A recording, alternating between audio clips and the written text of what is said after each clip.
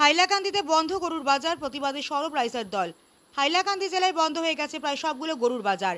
প্রশাসনের নির্দেশে জামিরা বাজার, নিতাইনগর লস্কর বাজার, পাঁচগ্রাম হাজী নিজামুদ্দিন চৌধুরী ক্যাটেল মার্কেট এবং লালা মঙ্গলবাড়ি বাজার সহ সবগুলো গরুর হাট বন্ধ।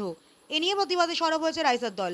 রাইসার দলের কেন্দ্রীয় সম্পাদক জাহির উদ্দিন লস্কর এক সাংবাদিক সম্মেলন করে বলেন, মুখ্যমন্ত্রীর বরাক সফরের পরই রাজনীতির স্বার্থে পরিকল্পিতভাবে বৈধ গরুর বাজার বন্ধ করা হয়েছে।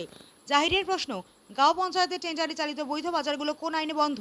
হাইকোর্টের একাধিক রায়ে বলা আছে বৈধ গরুর হাট বন্ধ করা যাবে না, তবুও কেন এই সিদ্ধান্ত? তিনি জানান, বাজার বন্ধ হওয়ায় চা বাগান শ্রমিক ট্রাইবেল পরিবার সবচেয়ে বিপদে পড়েছে। গরু বিক্রির আয় চলে সন্তানদের পড়াশোনা ও সংসার। জাহির হুঁশিয়ারি দিয়ে বলেছেন, অবৈধ হলে বন্ধ হোক, বৈধ হলে এসওপি দিয়ে খুলুক, না হলে গণ আন্দোলন গড়ে তোলা হবে। তার অভিযোগ, বরাক উপত্যকাকে আর্থিকভাবে পঙ্গু করতে ভোটের আগে নতুন চক্রান্ত চলছে। বিধানসভা সমষ্টি কর্তন সুপারি বিক্রি বন্ধের পর এবার গরুর বাজার। আজকে আমরা রাইজর দলের তরফ থেকে হাইলাকান্দির গরুর বাজার বন্ধ নিয়ে আজকে প্রেস মিটের আয়োজন করেছি। আমরা দেখেছি বর্তমানে হাইলাকান্দি জেলা প্রশাসনের তরফ থেকে হাইলাকান্দির প্রায় সবটি গরুর বাজার বন্ধ করে দেওয়া হয়েছে। আসলে রাজনীতির স্বার্থে পরিকল্পিতভাবে এই বাজারগুলো বন্ধ করার ষড়যন্ত্র চলছে। আসামের মাননীয় মুখ্যমন্ত্রী মহোদয় বরাক উপত্যকা সফরে যখন এসেছিলেন, তখন উনি প্রথমে করিমগঞ্জে গিয়ে একটি বাজার বন্ধ করে দিয়েছেন। এরপরে আমরা পাঁচগ্রামের হাজী নিজাম চৌধুরী ক্যাটেল মার্কেট বন্ধ করে দিয়েছেন।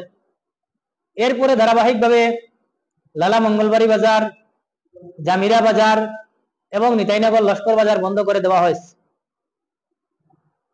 আমি হাইলাকান্দি জেলা আয়ুক্ত মহোদয়ের কাছে আমি প্রশ্ন করতে চাই যে কোন আইনের ভিত্তিতে লস্কর বাজার বন্ধ করে দেওয়া হয়েছে, কোন আইনের ভিত্তিতে জামিরা বাজার বন্ধ করে দেওয়া হয়েছে, লালা মঙ্গলবাড়ি বাজার বন্ধ করে দেওয়া হয়েছে?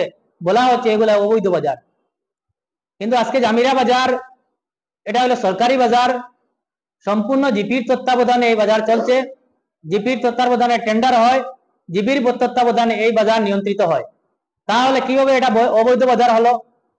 আজকে লস্কর বাজার, নিতাইনগর যে লস্কর বাজার, এটাও সম্পূর্ণ জিপির তত্ত্বাবধানে এই বাজারগুলা চলে, এগুলা কেন বন্ধ করে দেওয়া হলো? আজকে লালা মঙ্গলবাড়ি বাজার আজকে দীর্ঘদিন থেকে চলছে, আজকে গরু বেচা কেনার উপরে তো কোনো নিষেধাজ্ঞা নেই, তাহলে পরিকল্পিতভাবে কেন এই বাজারগুলা বন্ধ করে দেওয়া হয়েছে? আজকে আমাদের সঙ্গে সম্পূর্ণ ডিটেইলস রেকর্ড গুলো আছে, এমনকি হাইকোর্টের কয়েকটা জাজমেন্ট আছে যে বাজারগুলা এইভাবে বন্ধ করা যায় না। যদি বাজারগুলা বন্ধ করার কোনো প্রয়োজন থাকে, যে ন্যাশনাল হাইওয়ে দ্বারা বাজার করে দেওয়া হয়েছে, তাহলে বিকল্প গাইডলাইন হাইলাকান্দি জেলা প্রশাসনের তরফ থেকে দেওয়া হোক যে বাজারগুলা কিভাবে করা হবে। আসলে এই বাজারে যেগুলা গরু বিক্রি হয় সেটা শুধু মুসলমানরা বিক্রি করে না। আজকে এই বাজারগুলা বন্ধ হওয়ার কারণে সবচেয়ে বেশি ক্ষতিগ্রস্ত হচ্ছে চা বাগানের মানুষ, সবচেয়ে বেশি ক্ষতিগ্রস্ত হচ্ছে ট্রাইবেল মানুষ। আজকে চা বাগানের মানুষ এই গরু বেচা কিনা করে উনাদের পরিবার থেকে আরম্ভ করে বিয়ে শাদী থেকে আরম্ভ করে ছেলে মেয়েদের পড়াশোনা এই গরুর উপরে নির্ভরশীল।